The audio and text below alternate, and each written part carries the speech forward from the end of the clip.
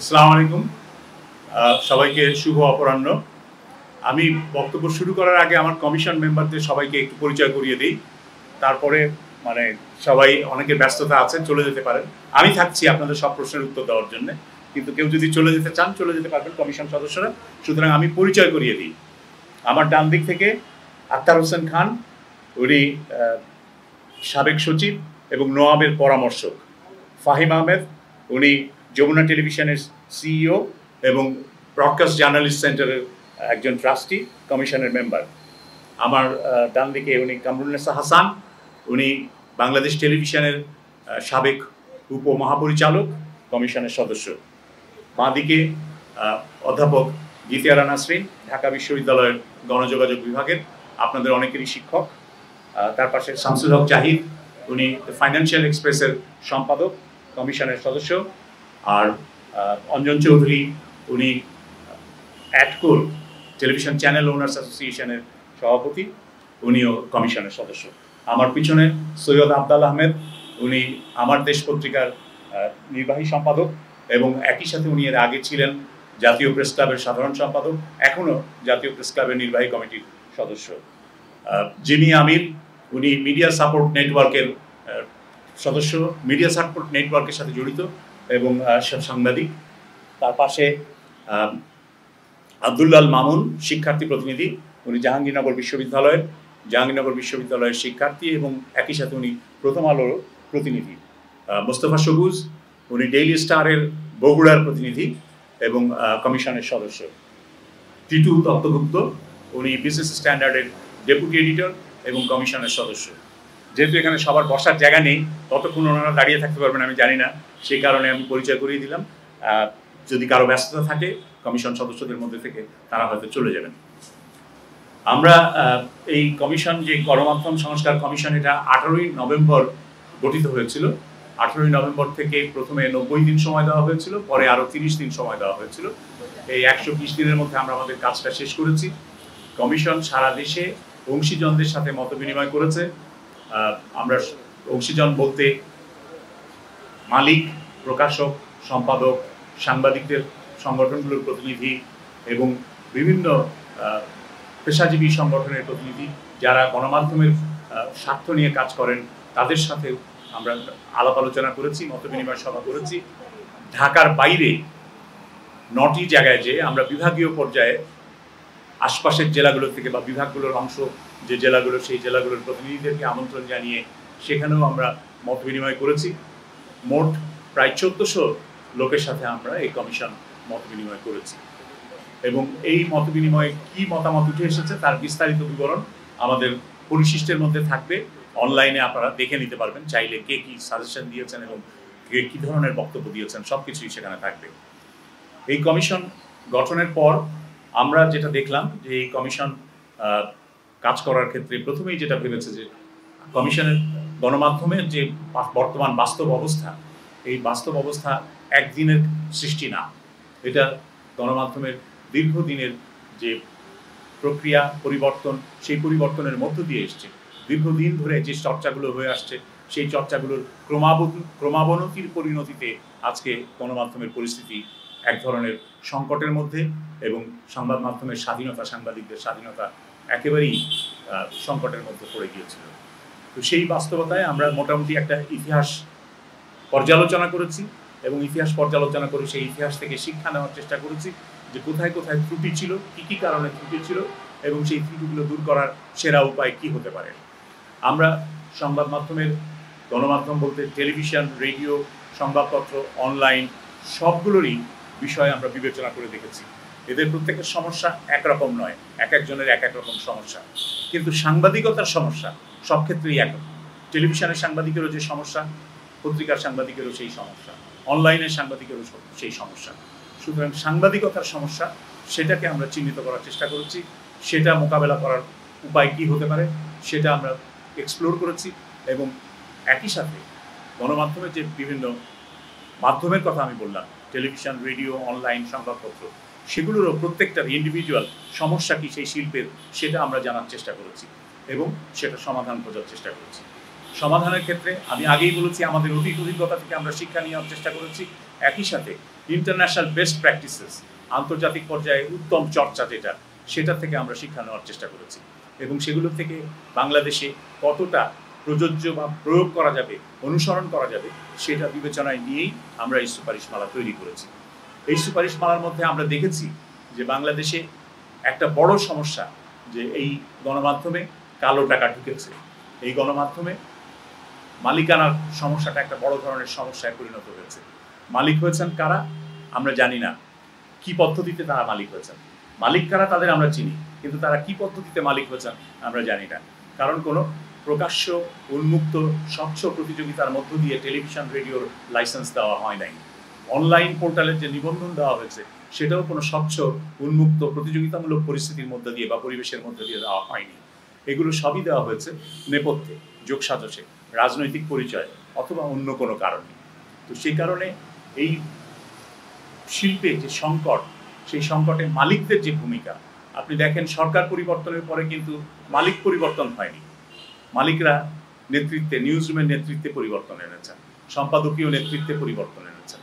কারণ তারা চাইছেন যে যারা ক্ষমতায় আসতে পারে বা যারা যেই ক্ষমতা, যেই রাজনৈতিক শক্তির উত্থান ঘটছে বলে মনে হচ্ছে, তাদের সাথে এক ধরনের লিয়াজও করা দরকার, যোগ সাজস্য স্থাপন করা দরকার, যোগাযোগ স্থাপন করা দরকার। সুতরাং সেই কারণেই তারা নেতৃত্বে পরিবর্তন এসেছে। কিন্তু এই মালিকদের কাউকে ঘোষণা দিতে হয়নি যে তার যে তিনি যে গণমাধ্যমে বিনিয়োগ করছেন সেই বিনিয়োগের উৎস কী। সেই বিনিয়োগ কি কর প্রদেয় টাকা, না কর দেওয়া হয়নি এরকম টাকা, এরকম কোনো কিছুই বলা হয়নি। আমরা দেখেছি টেলিভিশনের লাইসেন্স যারা নিয়েছেন তাদের মিশন স্টেটমেন্ট কী ছিল। মিশন স্টেটমেন্টে কিছুই ছিল না, যা ছিল শুধুমাত্র রাজনৈতিক অঙ্গীকার। আমি আওয়ামী লীগ করি বা আমি আওয়ামী লীগের আদর্শ প্রচার করতে চাই, আমি সরকারের ডিজিটাল ভিশনকে তুলে ধরতে চাই, সে কারণে আমি টেলিভিশন চ্যানেল চাই, এরকমই আবেদনপত্র ছিল। সেখানে জনস্বার্থের কোনো বিষয় ছিল না। তো আমরা মোটামুটি সব কটা টেলিভিশন চ্যানেলের, সব কটা রেডিওর যে অনুমতির জন্য যে আবেদনপত্র, সেগুলো যাচাই করে দেখেছি যে জনস্বার্থ সেখানে কোনো বিষয় ছিল না, ফিলান্থ্রপি বলে কোনো জিনিস সেখানে ছিল না। সেই কারণে এখন যারা এই টেলিভিশনের মালিকানায় আছেন, বড় বড় সংবাদপত্রের মালিকানায় আছেন, তাদের মালিকানার মধ্যে জনগণের স্বার্থ কতটুকু প্রতিফলিত হচ্ছে তাদের মালিকানায় পরিচালিত প্রতিষ্ঠানে, সেটা একটা বড় প্রশ্ন। কারণ তাদের কোনো জবাবদিহিতা নাই। আমরা গণমাধ্যম থেকে রাজনীতিকদের জবাবদিহিতা চাইছি, আমরা আমলাদের জবাবদিহিতা চাইছি, কিন্তু গণমাধ্যমের জবাবদিহিতা কোথায়? একটা পত্রিকা আর একটা পত্রিকার বিরুদ্ধে বলছে, পত্রিকার মালিকের বিরুদ্ধে রিপোর্ট করছে, তার জবাবদিহি কোথায়? এই রিপোর্টটা কি জনস্বার্থ সম্পর্কিত না একেবারেই ব্যক্তিগত স্বার্থ সম্পর্কিত? এসব প্রশ্ন আমরা বিবেচনা করে দেখেছি। সারা পৃথিবীতেই এখন সংবাদপত্রের মালিক কারা বা টেলিভিশন চ্যানেলের গণমাধ্যমের মালিক কারা, এটা একটা বড় প্রশ্ন। এবং সেই প্রশ্ন নিরসনের জন্য বিভিন্ন ধরনের আইন বিভিন্ন দেশে হচ্ছে। যেমন বিভিন্ন দেশে, এমনকি খোদ আমেরিকায়, ক্রস ওনারশিপ অ্যালাউড না। অর্থাৎ যিনি টেলিভিশনের মালিক তিনি সংবাদপত্রের মালিক হতে পারেন না, আবার যিনি সংবাদপত্রের মালিক তিনি টেলিভিশনের মালিক হতে পারেন না। এই সমস্ত প্র্যাকটিস থেকে আমাদের ভারতেও কিন্তু এই আইন বিবেচনাধীন আছে যে ক্রস ওনারশিপ অ্যালাউ করা হবে না। এটা পার্লামেন্টে একটা বিল বিবেচনাধীন আছে। এরকম অনেক দেশেই কিন্তু এই পরিবর্তনগুলো হচ্ছে। ইন্দোনেশিয়ায় আমরা দেখেছি যে ইন্দোনেশিয়ায় গণমাধ্যম করলে সেই গণমাধ্যমকে কর্পোরেশন হতে হয়, তাকে পাবলিক লিস্টেড কোম্পানি করতে হয়। পাবলিক লিস্টেড কোম্পানি করলে যেই সুবিধাটা হয় সেটা হলো বছর শেষে তাদের অডিটেড অ্যাকাউন্টস, নিরীক্ষিত হিসাব প্রকাশ করতে হয়। এবং ইন্দোনেশিয়ায় প্রত্যেকটা গণমাধ্যমে সাংবাদিক কর্মচারী যারা কর্মী, সেই প্রতিষ্ঠানের কর্মী, তাদেরকে শেয়ার দিতে হয়। এগুলোর মধ্য থেকে কিন্তু বোঝা যায় যে গণমাধ্যমের যে ওনারশিপ একক হাতে কেন্দ্রীভূত থাকলে সেটাকে যে ব্যক্তির স্বার্থে ব্যবহারের চেষ্টা হয়, পারিবারিক স্বার্থে ব্যবহারের চেষ্টা হয়, কোম্পানির বা নিজস্ব গোষ্ঠীর স্বার্থে ব্যবহারের চেষ্টা হয়, সেটা থেকে বেরিয়ে আসার, প্রতিকার পাওয়ার একটা উপায় হচ্ছে যে এটা যদি পাবলিক লিস্টেড কোম্পানি হয়। সুতরাং আমরা সুপারিশ করেছি যে বড়, বৃহৎ এবং মধ্যম আকারের যত গণমাধ্যম কোম্পানি আছে তাদের উচিত হবে পাবলিক লিস্টেড কোম্পানি করা, শেয়ার ফ্লোট করা এবং সাংবাদিক কর্মচারীদেরকে তাদের শেয়ারের অংশীজন বানানো, শেয়ার দেওয়া। এটা আমরা প্রস্তাব করেছি। আমরা ক্রস ওনারশিপ এটাও বন্ধ করার প্রস্তাব করেছি। ওয়ান হাউস ওয়ান মিডিয়া, এর চাইতে বেশি হতে পারবে না। কারণ আপনারা দেখেছেন একই হাউস থেকে একাধিক টেলিভিশন চ্যানেল একই ধরনের খবর প্রচার করছে, একাধিক হাউস থেকে একই ধরনের পত্রিকা একাধিক খবর প্রচার করছে, একই ভাষায় দুটো দৈনিক পত্রিকা। আপনি মতামত কলাম দেখবেন কিংবা বিশ্লেষণ দেখবেন, গত কয়েকদিন আগেই যদি আপনি খুঁজে বের করেন দেখতে পাবেন যে বিশ্লেষণ হুবহু এক। তো দুটো কাগজ তাহলে দুই পত্রিকা কেন কিনবে পাঠক? সেখানে পাঠক কি পাচ্ছে? এবং এটা হচ্ছে বাজারের স্বচ্ছ প্রতিযোগিতাকে বিভ্রান্ত করার কৌশল এবং নিজের মনোপলি প্রতিষ্ঠার, একটা হাউসের মনোপলি প্রতিষ্ঠার চেষ্টা, কেন্দ্রীকরণের চেষ্টা। এই কেন্দ্রীকরণের চেষ্টা ভেঙে দেওয়া দরকার এবং সে কারণে আমরা মনে করি, কমিশন মনে করে যে one house one media policy implement করা উচিত। এটা করার উপায় কি হতে পারে? উপায় হচ্ছে যে তারা তাদের যে কোনো একটি বেছে নেবেন, কোনটা তারা রাখবেন, অন্যটি মালিকানা হয় হস্তান্তর করবেন অন্য কারো কাছে, অথবা তারা দুটো হাউসকে মিলিয়ে যেই মাধ্যমটা রাখবেন সেই মাধ্যমটাকে আরও স্ট্রঙ্গার, আরও বড় আকারের প্রতিষ্ঠান হিসাবে পরিচালনা করবেন। সেটা একটা সমাধান হতে পারে। ফলে আমরা প্রস্তাব করেছি এবং এই ধরনের সমাধান সম্ভব বলে আমরা বিশ্বাস করি। এখন এটা নির্ভর করবে সরকারের উপরে। আমরা প্রস্তাব করেছি বাংলাদেশ টেলিভিশন এবং বাংলাদেশ বেতার সম্পর্কে। বাংলাদেশ টেলিভিশন এবং বাংলাদেশ বেতারের স্বায়ত্তশাসনের জন্য গত 3 দশকেরও বেশি, 3.5 দশক ধরেই যদি আমরা 90 থেকে বলি, তাহলে সারা দেশে একটা রাজনৈতিক ঐক্যমত্য আছে। সব দল সবসময় বলে এসেছে যে বেতার টিভির স্বায়ত্তশাসন দিতে হবে। এখন এটা উপযুক্ত সময় বেতার টিভির স্বায়ত্তশাসন ইমপ্লিমেন্ট করা, বাস্তবায়ন করা। আমরা তাই বলেছি যে দুটিকে একীভূত করে একটি জাতীয় সম্প্রচার প্রতিষ্ঠান গড়ে তোলা হোক, যে জাতীয় সম্প্রচার প্রতিষ্ঠান তার অধীনে যে জাতীয় সম্প্রচার প্রতিষ্ঠান স্বাধীন একটি পরিচালনা পর্ষদ পরিচালনা করবে, সরকার সরাসরি পরিচালনা করবে না। এবং আমরা এটাও বলেছি যে সরকারের আরেকটি প্রতিষ্ঠান বাংলাদেশ সংবাদ সংস্থা, এই বাংলাদেশ সংবাদ সংস্থার বিভিন্ন বর্তমান এবং অতীতের যারা কাজ করেছেন, অতীতে যারা নেতৃত্ব দিয়েছেন ব্যবস্থাপনা পরিচালক বা প্রধান সম্পাদক হিসাবে, আমরা সবার মতামত নিয়েছি। সবাই এক বাক্যে স্বীকার করেছেন যে এই প্রতিষ্ঠানটি রাজনৈতিক অনুগত সাংবাদিকদের পুনর্বাসন কেন্দ্রে পরিণত হয়েছে। যখনই সরকার বদল হয় তখনই এখানে নতুন একদল সাংবাদিক এসে চাকরি পান, পদ পান এবং সেই সরকারের জন্যই কাজ করেন, এর বাইরে আর কিছু থাকে না। তো এইটা কোনো কার্যকর সাংবাদিকতার ক্ষেত্র এখন আর নেই। সুতরাং আমরা বলেছি যে এখানে পেশাদার সাংবাদিকতার সুযোগ আছে এবং এই বার্তা সংস্থাকে, বাসসকে যদি জাতীয় সম্প্রচার সংস্থার সাথে একীভূত করে জাতীয় সম্প্রচার সংস্থার বার্তা বিভাগ হিসাবে দাঁড় করানো যায়, তাহলে সেটা সরকারের সম্পদের শ্রেষ্ঠ ব্যবহার হবে। আমরা একথায় এই কারণে বলেছি যে বেতার এবং টিভির নিজস্ব কোনো সাংবাদিক নেই। যা সাংবাদিক আছেন তারা পেশাদার না, অধিকাংশই তারা নির্ভর করেন সরকারি কর্মকর্তাদের, বিসিএস সম্প্রচার কর্মকর্তারা হলেন ওখানকার নেতা বার্তাকক্ষের। আর যে সমস্ত সাংবাদিকরা রিপোর্টার হিসাবে কাজ করেন তারাও খণ্ডকালীন চুক্তিভিত্তিক, তারা কেউ পেশাদার সাংবাদিক ওই হিসাবে নন। তো সুতরাং সেখানে পেশাদার সাংবাদিকদের কাজ করার সুযোগ তৈরি হবে যদি বাসস জাতীয় সম্প্রচার সংস্থার অংশ হিসাবে তার বার্তা বিভাগ হয়ে দাঁড়ায়। তো আমরা সে ধরনের সুপারিশও করেছি। আমরা আইনগত ক্ষেত্রে সংস্কারের কথা বলেছি, অনেকগুলো সংস্কারের কথা বলেছি। যে আইনগুলো স্বাধীন সাংবাদিকতাকে বাধাগ্রস্ত করে সেগুলোর কী পরিবর্তন দরকার সেগুলো আমরা স্পষ্ট করে চিহ্নিত করে এই সুপারিশ মালার মধ্যে দিয়েছি। তবে আমরা এর সাথে আরও একটা জিনিস দিয়েছি যে সাংবাদিকদের নিরাপত্তা দরকার। সাংবাদিকরা নিরাপত্তায় সাংবাদিকদের নিরাপত্তার হুমকি আসে শারীরিক হামলা, আইনগত হামলা এবং হুমকি ধামকি, এগুলো নানা ধরনের বিষয়ের মধ্য দিয়ে। তো এগুলোর থেকে সুরক্ষা দেওয়ার দায়িত্ব রাষ্ট্রের। আমরা সেজন্য রাষ্ট্রকে সেই দায়িত্ব দিয়ে সাংবাদিকতা সুরক্ষা আইন করার জন্য বলেছি এবং সাংবাদিকতা সুরক্ষা আইনের একটা খসড়া অধ্যাদেশ জারি করা যাতে সহজ হয় সেজন্য একটা খসড়া অধ্যাদেশও আমরা তৈরি করে এই রিপোর্টের সাথে যুক্ত করে দিয়েছি।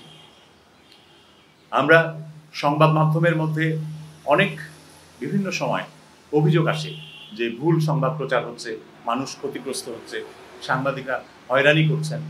গ্রিভেন্সেস মানুষের, সাধারণ পাঠক, দর্শক, শ্রোতা, তাদের গ্রিভেন্সেস, সেটার প্রতিকার পাওয়ার জায়গা কোথাও নেই। আগে একটা ছিল প্রেস কাউন্সিল, এখনও আছে সেই প্রেস কাউন্সিল, কিন্তু সেই প্রেস কাউন্সিল খুব একটা কার্যকর না। সেই প্রেস কাউন্সিল সাংবাদিকের স্বাধীনতা রক্ষাতেও কোনো ভূমিকা রাখতে পারেনি কার্যকরভাবে, আবার একইভাবে ভুক্তভোগী যারা সংবাদ মাধ্যমের ভাবে অন্যায় বা ভুলের কারণে যারা ভুক্তভোগী তাদের প্রতিকার দেওয়ার ক্ষেত্রেও খুব সফল হয়নি।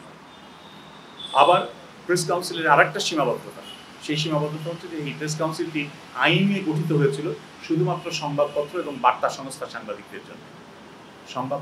সংবাদপত্র এবং বার্তা সংস্থা তার এখতিয়ারভুক্ত, কিন্তু এখন তো টেলিভিশন এবং অনলাইনের সাংবাদিকতার একটা বিরাট অংশ।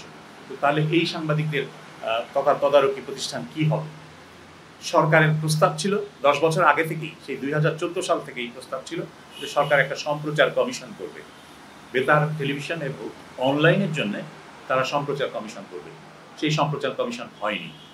আমরা বলছি ওই সম্প্রচার কমিশনের যে এখতিয়ার এবং ক্ষমতা দেওয়া হয়েছিল, দায়িত্ব দেওয়া হয়েছিল, সেই দায়িত্ব এবং প্রেস কাউন্সিলের দায়িত্ব ক্ষমতা এই দুটোকে একীভূত করে একটি নতুন প্রতিষ্ঠান করা হোক। সেটা জাতীয় গণমাধ্যম কমিশন হবে, একটা স্থায়ী কমিশন, জাতীয় গণমাধ্যম কমিশন, মিডিয়া কমিশন হবে স্থায়ী।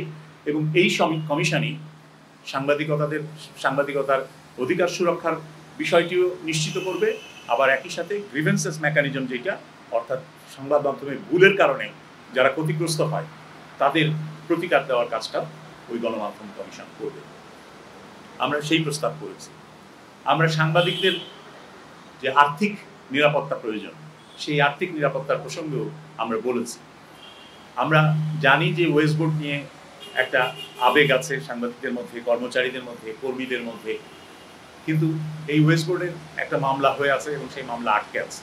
এই মামলা কবে নিষ্পত্তি হবে আমরা জানি না, এটা পুরোপুরি আদালতের বিষয়।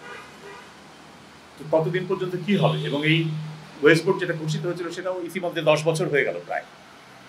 আমরা বলছি যে সাংবাদিকদের আর্থিক নিরাপত্তার দরকার। ওয়েস্ট বোর্ড আমাদের এখতিয়ার না, কারণ আমাদেরকে বলে দেওয়া হয়েছিল যে আমরা বস্তুনিষ্ঠ, স্বাধীন এবং শক্তিশালী সংবাদ মাধ্যম কিভাবে হতে পারে, গণমাধ্যম হতে পারে, সেটার জন্য সুপারিশমালা তৈরি করব।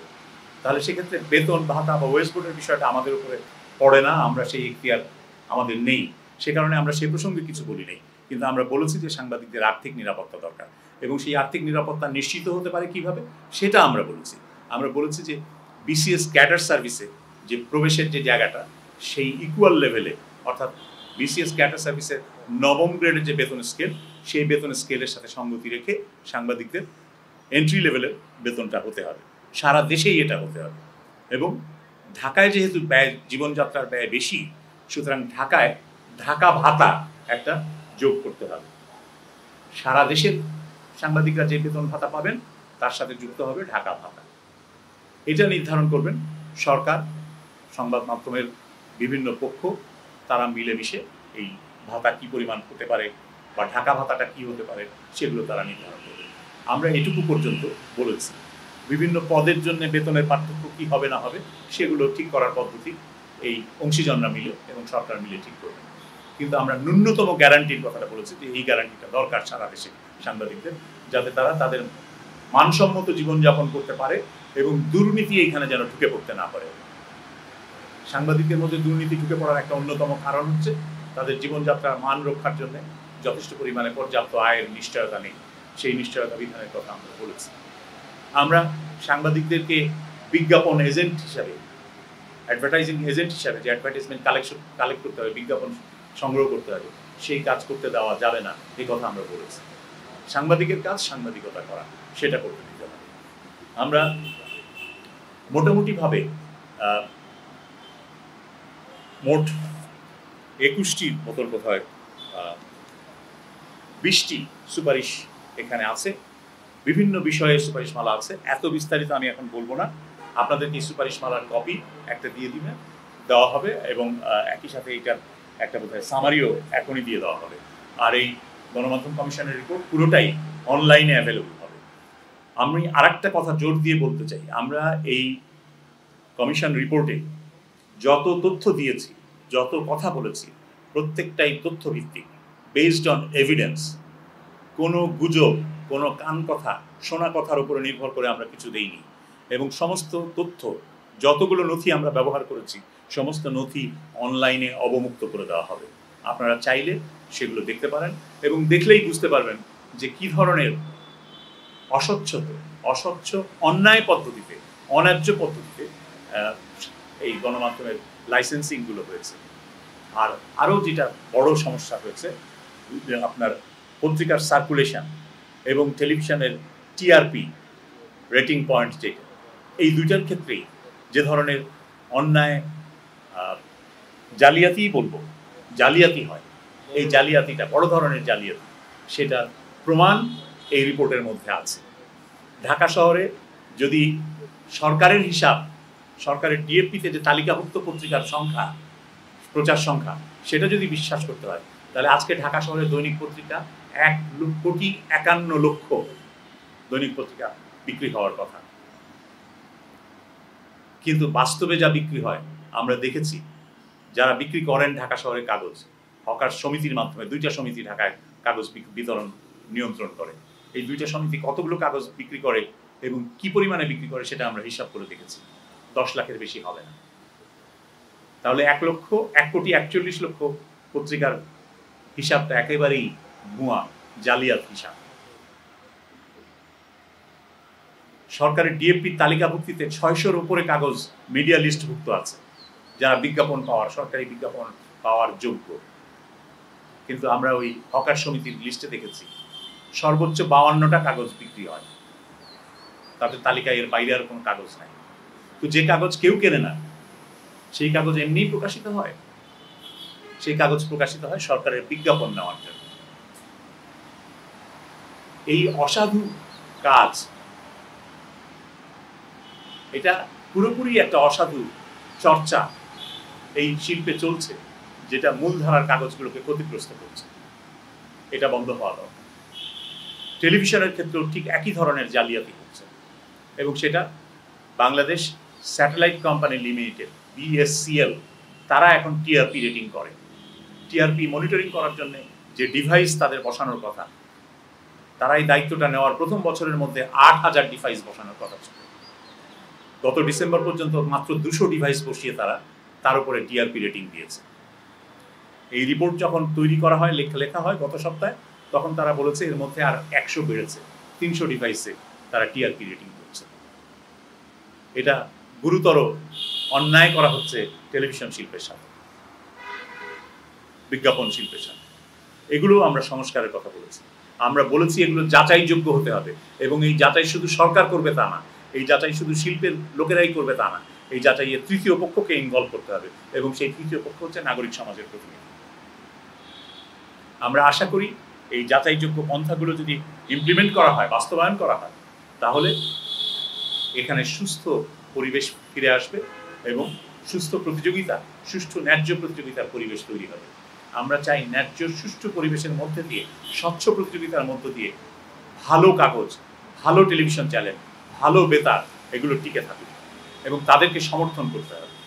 তাদেরকে সমর্থন যাতে সরকার সমর্থন দেয়, কোনো গোষ্ঠী বা ব্যক্তিকে না, এই শিল্পকে নীতিগত সহায়তা দেয়।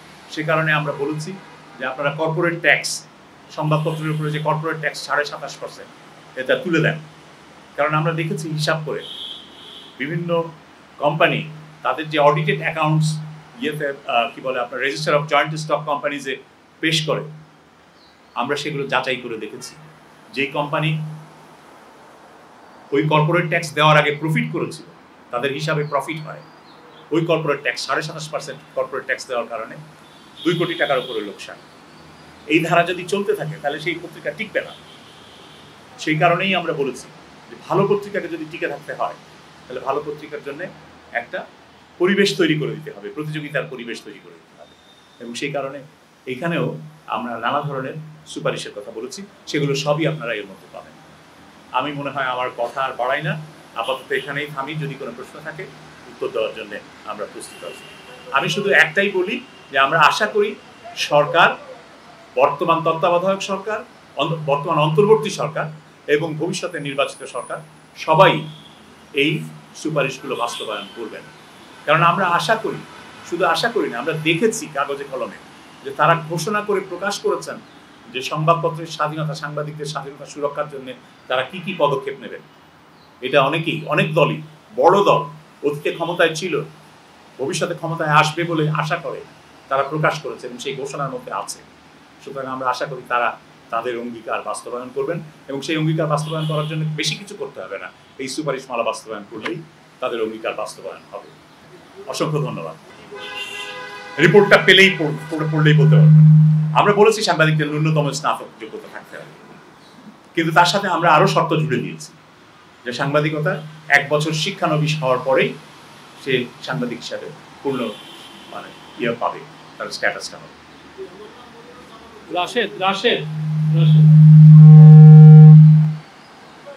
আমরা আশু করণীয় হিসাবে বলি নাই এখনো। এর মধ্যে অনেকগুলো পদক্ষেপ আছে। না, মাননীয় প্রধান উপদেষ্টা আমাদেরকে বলেছেন যে খুব শীঘ্রই আমাদেরকে একটা লিস্ট দেন যেগুলো আমরা ইমিডিয়েটলি করে ফেলতে পারি। আমরা বলেছি আগামী 2 দিনের মধ্যে আমরা এটা দিয়ে দিব। এখানে লিস্টের মধ্যে বলা আছে অনেক কিছুই, যেগুলো করার জন্য বেশি কিছু লাগবে না, সরকারের একটা নির্বাহী আদেশেই সেগুলো হয়ে যেতে পারবে।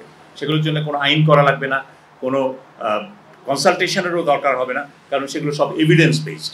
যেমন আমি বললাম যে এবিসির যে পত্রিকার সার্কুলেশন সংখ্যা যাচাইয়ের যে পদ্ধতি এখন আছে, সেই পদ্ধতি পরিবর্তনের জন্য কোনো কনসালটেশন দরকার হবে না, কারণ আমরা এভিডেন্স বেসড সাজেশন দিয়েছি, সমস্যা চিহ্নিত করে তার সুপারিশ দিয়েছি। সরকার চাইলেই একটা নির্বাহী আদেশ একটা করে দিতে পারবে। এরকম কি কি অ্যাকশন খুব দ্রুত নেওয়া যায় সেটার একটা তালিকা মাননীয় প্রধান উপদেষ্টা করে দিতে বলেছেন, আমরা করে দেবো। কিন্তু এইখানে আলাদা করে আর ওটা বলা নাই, এটা আমরা বলে দেবো। Thank you. মনিরুজ্জামান উজ্জ্বল। সরকার কি ব্যবস্থা নিয়েছে সেটা তো আমি বলতে পারবো না, সেটা সরকার বলবেন। কিন্তু আমরা সুপারিশ করেছি যে আমি বললাম তো যে যাচাইযোগ্য ব্যবস্থা হতে হবে, এবং যাচাইযোগ্য ব্যবস্থা কি কি সেটার মধ্যে আছে। একটা হলো যে পত্রিকা বিক্রির বিল রসিদ সেটা যাচাই করার ব্যবস্থা থাকতে হবে। আর একটা হলো আয়কর দেওয়ার রিটার্ন জমা দিতে হবে। কোনো কাগজ যদি 1 লাখ বিক্রি হয়, সে 2 লাখ বিক্রি রিটার্ন দেবে না, 1.25 লাখেরও দেবে না, 1 লাখই দেবে। সুতরাং আয়কর রিটার্ন দেওয়া বাধ্যতামূলক করা হোক, এটা আমরা বলেছি। ডিএফপিকে আমরা দায়ী করি, অবশ্যই ডিএফপি চরম দুর্নীতি হয়েছে, কিন্তু শুধু ডিএফপি একা দুর্নীতি করেছে এটা মনে করলে ভুল হবে। আমরা যে নথিপত্র প্রকাশ করছি সেই নথিপত্রের মধ্যে দেখবেন এমন অখ্যাত কাগজকে 8ম ওয়েজ বোর্ড বাস্তবায়নের সার্টিফিকেট দেওয়া হয়েছে, সেই সার্টিফিকেটে কাদের স্বাক্ষর আছে আপনারা একটু দেখে নেবেন। তাহলে এই দুর্নীতির জন্য শুধু সরকারি আমলাদেরকে দায়ী করলে চলবে না, তাদেরকেও কিন্তু দায়ী করতে হবে।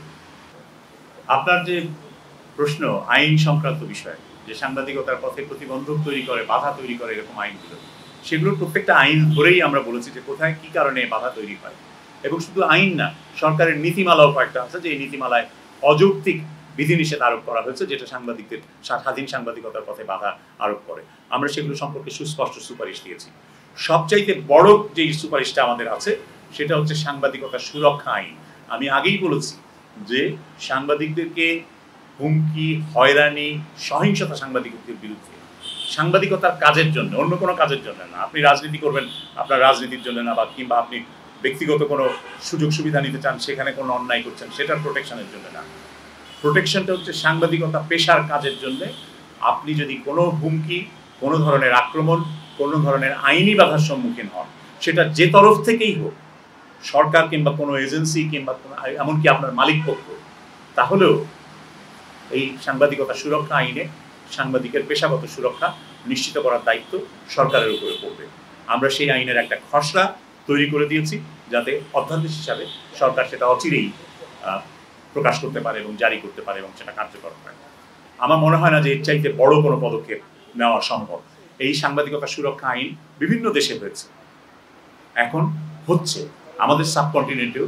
পাকিস্তানে এই আইন বিবেচনাধীন আছে পার্লামেন্টে, ভারতেও এই ধরনের একটা আইন পার্লামেন্টে বিবেচনাধীন আছে, ইউরোপে আছে এই আইন, ইউরোপীয় ইউনিয়নে এই আইন করেছে। এবং সেই ইউরোপীয় ইউনিয়নে এমনকি ওই যে স্পাইওয়্যার যে আপনার ডিভাইসে, মোবাইল ডিভাইসে ইমপ্লান্ট করা হয়, কিংবা প্রাইভেসি হস্তক্ষেপের জন্য যে আমাদের মোবাইল চেক করে দেখে, এগুলো করতে পারবে না যদি এই আইনটা হয়। সো আমরা সেরকম একটা আইনের প্রস্তাব করেছি। আপনার দ্বিতীয় প্রশ্ন যে রাজনীতিকরণ সংক্রান্ত, আমরা তো বলছি যে বস্তুনিষ্ঠ সাংবাদিকতা, তাহলে তো সেই রাজনীতিকরণের কোনো সুযোগ থাকে না। আপনি যদি রাজনৈতিক দিক থেকে সাংবাদিকতা করেন তাহলে তো সেটা বস্তুনিষ্ঠ হলো না। আমরা বস্তুনিষ্ঠ সাংবাদিকতার কথা বলছি, এবং গণমাধ্যমের উপর একটা দায়িত্ব আছে যে ভিন্ন মত বহুমতের প্রতিফলন তাদেরকে নিশ্চিত করতে হবে। Thank you. আমার মনে হয় আর কোনো কোশ্চেন নাই, প্রশ্ন নাই। আমরা প্রশ্ন করবেন? আমরা বলেছি সেখানে সরকারি কর্মকর্তা প্রচুর, সরকারি কর্মচারী, এবং তারা সরকারি কর্মচারী থাকতে চান। তারা এই জাতীয় সম্প্রচার কর্তৃপক্ষের বা নতুন সম্প্রচার সংস্থার অধীন হতে চান না। আমরা বলেছি তাদেরকে সরকার অন্যান্য জায়গায় আত্মীকরণ করে নিতে পারে, সরকারের বিভিন্ন বিভাগে। এমনিতেই এই দুটো প্রতিষ্ঠানে সরকারের যে অনুমোদিত জনবল, সেই অনুমোদিত জনবলের প্রায় অর্ধেক পদে কেউ নিয়মিত চাকরিতে নাই, সুতরাং ওগুলো খালি আছে। যা আছে তাদেরকে সরকার চাইলে অন্যান্য সরকারি বিভাগে আত্মীকরণ করতে পারে, অথবা গোল্ডেন হ্যান্ডশেকও দিতে পারে। যারা স্বেচ্ছায় বিদায় নিতে চায় বিদায় নিতে পারে। আমরা বলেছি যারা থাকতে চায় তাদেরকে তাদের যে বর্তমান যে সুযোগ সুবিধা তারা পান, সেই সুযোগ সুবিধা তারা অব্যাহত পাবেন তাদের চাকরি শেষ হওয়া পর্যন্ত। এই বিধানটার কথা আমরা বলেছি। আর নতুন নিয়োগের ব্যাপারে যে সংস্থা হবে, সংস্থার যে পরিচালনা পর্ষদ হবে, তারাই সিদ্ধান্ত নেবে যে কি চাকরিবিধি হবে, তাদের নিয়োগ বিধি কি হবে ইত্যাদি, তারাই সিদ্ধান্ত নেবে। Thank you.